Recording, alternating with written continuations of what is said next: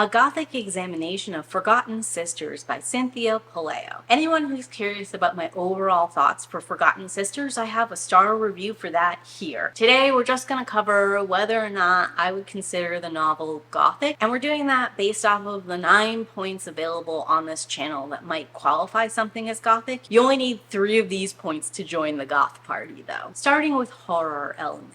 Yeah, there's a serial killer hanging out around the Chicago River, and these 2 sisters have something eerie and unnatural going on in their house. Doesn't feel like a haunting per se, but it doesn't not feel like something supernatural either. Whatever it is, it's confused and uncertain and like lyrically told in a way that makes the reader less and less sure about what they're reading, whether they can trust the narrator, and more certain that there's an ever-present danger closing in on both the sisters. Character is king. This is definitely a character-driven narrative where there's a ton of random stuff and mini side quests and other like historic moments built into it, but all of it weaves back into the main thrust of the story about these 2 sisters, their relationship, and like what has happened to them and where they're gonna go from here. It does make the story a little bit of a tightrope walk because sometimes it feels a little self-involved or overindulgent, but stopping and thinking about how these things might relate or why they might tie back in or what thematic things we could weave between the 2 is also like a fun thought exercising and feels very satisfying and like something extra to chew on in the story. And the author does a good job telling these bigger stories and making it seem like Anna is out there researching and searching for something larger than herself, trying to put perspective on her own pain and to thematically see resonance in other stories in history that kind of like helps her put a place and like an ending on her own story. More poetic prose. There is this dreamlike element in the way Pelayo writes the story, and it starts like with a more direct style of prose and goes into these more old-timey, dreamlike, less connected to reality elements. Also, there's multiple perspectives in the story, so like whenever we're with the detectives, it's always pretty down to earth and like this is happening, that's happening, here are all the detailed bullet point moments. And then when we go to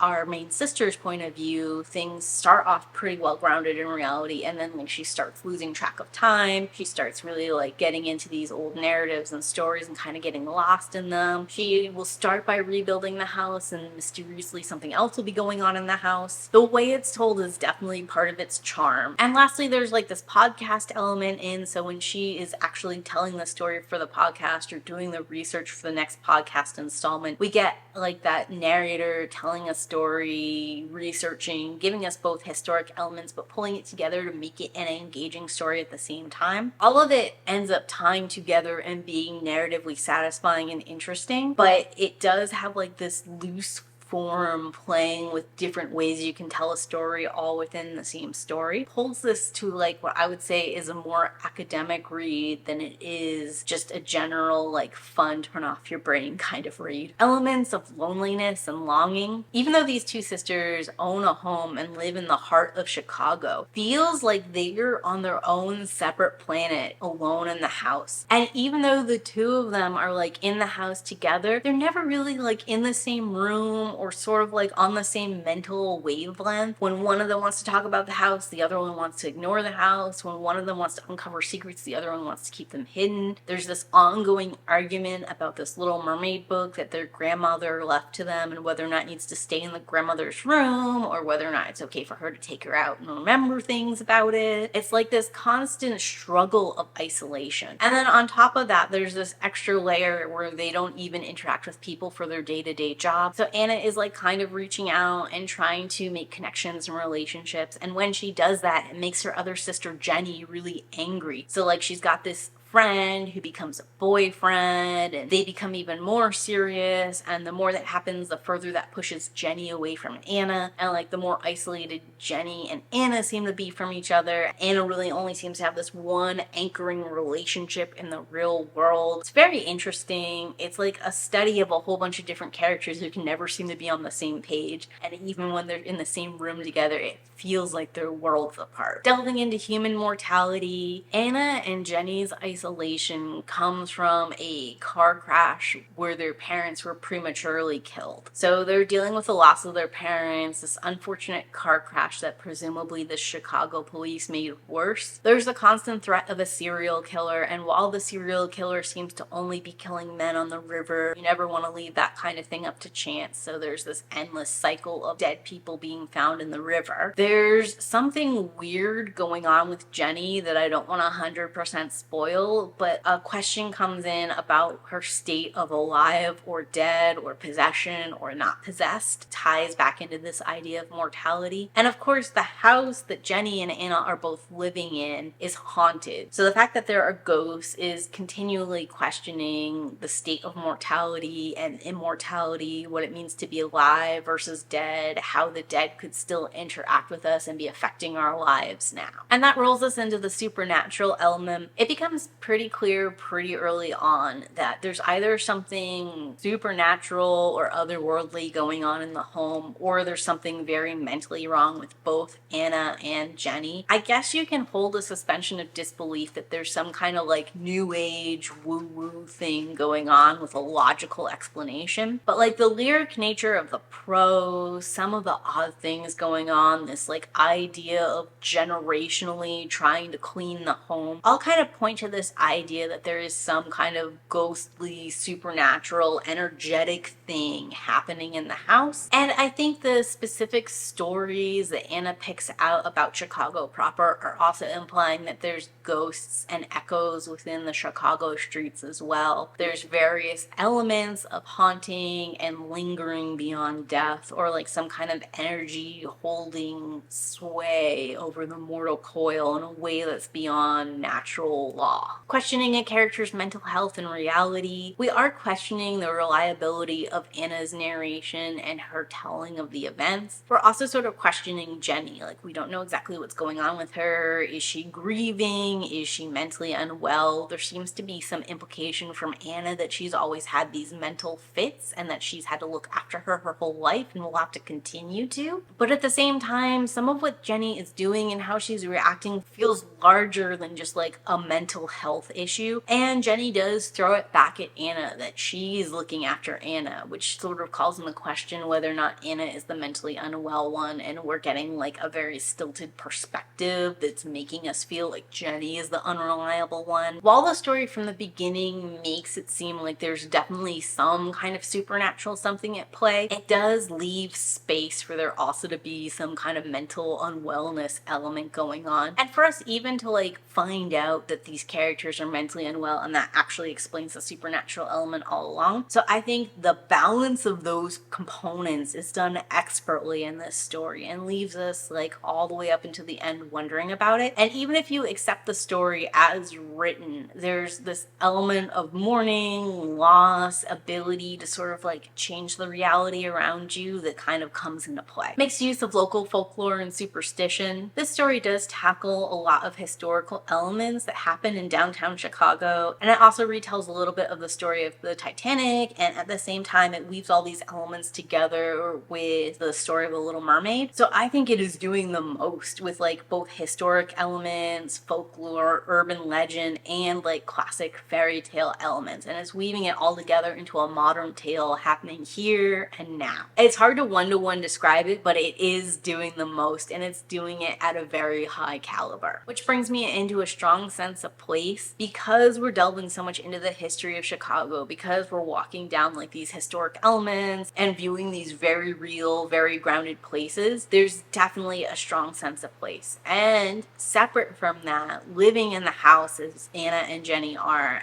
the house has a very strong sense of personality with like windows breaking or like groans and bumps happening when the two are arguing, with Anna specifically finding various bits of memorabilia and things that are kind of like hinting towards this way or that way. It's really interesting. The house definitely feels alive and reactive to what's happening around it. And Chicago itself is like this very real and detailed setting that feels like it could hold a lot of trauma and a lot of supernatural energy or something else kind of like mixed into it. And if it's unclear by now, I loved reading The Forgotten Sisters by Cynthia Pelayo. I do think it is doing the most Gothic. However, it is a more abstract read and it's a little bit more windy and like slow burn meandering. So I don't think it will appeal to every Gothic reader. But if you love goth, if you love lyrical prose, if you love that element of totality where everything is driving and pushing you to the same conclusion, especially when there are so many disparate threads that you're not 100% how they're going to tie in, but you know what's coming, this is definitely the kind of story for you. But talk to me. Have you read Forgotten Sisters? And if so, what did you think? And if you have read The Forgotten Sisters and you know something that's like it, recommend that to me in the comments down below.